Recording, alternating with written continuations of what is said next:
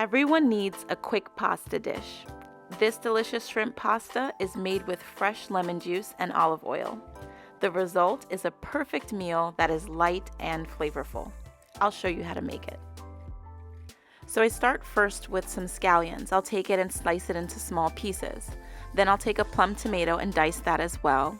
Then lastly, I'll take one yellow onion, about a quarter of it, and I'll slice it into thin pieces. So for the pasta, I'm going to bring a large pot of water to boil. Then I'll go ahead and salt it just for some flavor, and I'll add the pasta to the water. For me, I'm using whole wheat pasta, but you can use whatever type or shape of pasta that you prefer. I allow it to cook and cook it basically according to the box directions. Once I feel that the pasta is done, I go ahead and taste it, and if it's done to my liking, then I go ahead and drain the pasta.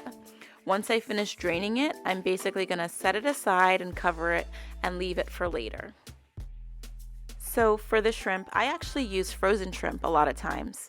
That's because the grocery store by me has good quality frozen shrimp. But if you feel like the store by you doesn't have good quality frozen shrimp and you find that it's freezer burned, then it may be best to stick to fresh shrimp. So I go ahead and soak it in some water just to let it defrost, and then I peel off all of the shell. So basically you want to make sure that the kind that you buy, whether it's fresh or frozen, is deveined so that it's nice and clean there and you don't have to do any extra work besides just taking off the shell. The difference in price to get a shrimp that is cleaned and deveined is worth it in my opinion, because look how clean and easy the shrimp is going to be to deal with. So once I'm all done, I take the shrimp and rinse it out in some cold water again, and then I go ahead and pat it dry just before I start to season it.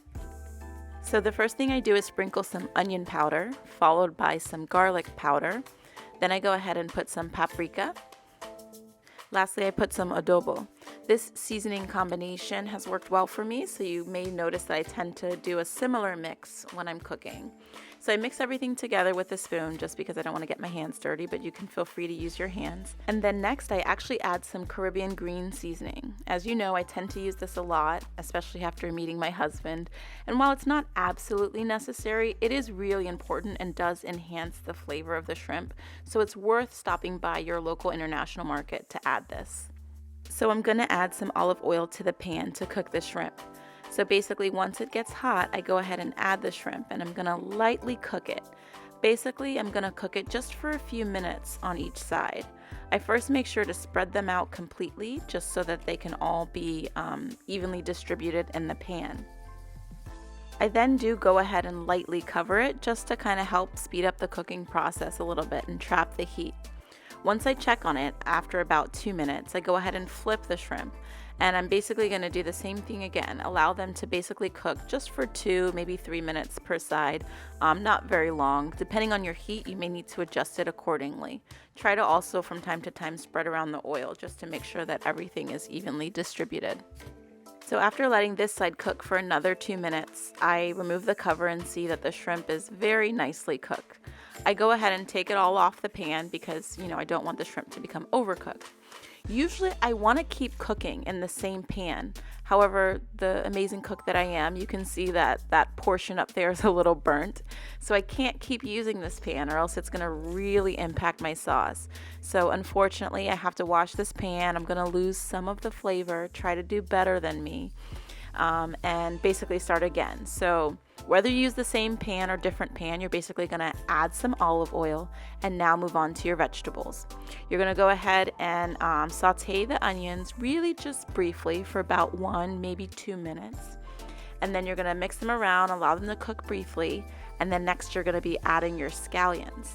So then similarly, you're going to mix the chopped scallions around and allow them to cook also just for maybe 1 to 2 minutes before you next add back the shrimp to the same pot. So then you stir everything around again, and then you're going to be adding the diced tomato. Now, I make this recipe very true to the original recipe. I basically had no cheese to make Alfredo sauce. I had no spaghetti sauce at home, so I wanted to quickly throw together a nice, light, airy pasta sauce. At the time, I only had 1 tomato at home, so that's what this recipe describes. But if I were to do it again, I would actually probably use like 3 plum tomatoes just for the extra added color. I love this recipe because it's simple and you can basically make it with some of the ingredients that you just have lying around at home. So now I basically go ahead and add the cooked pasta to the pan and just kind of mix everything around again. I'm going to be adding some additional olive oil to basically coat the pasta, as well as some fresh squeezed lemon juice. I squeeze about 2 tablespoons of lemon juice and add it to the pasta, but depending on your preference, you could also do 3 if you wanted a little bit stronger of a lemon flavor. I do recommend though that you use fresh squeezed lemon juice and not the concentrate in the bottle. So then again, go ahead and mix everything together just to let all the flavors kind of disperse. And the last step will be to add some additional salt to taste. I usually add about a 1/4 teaspoon in the very end, but you can do this according to your preference. So in just those few moments, your delicious pasta meal is done. I promise it will be light and flavorful. The description box below has the link for the full written recipe, and we'll continue to share more of our favorite things to make at home.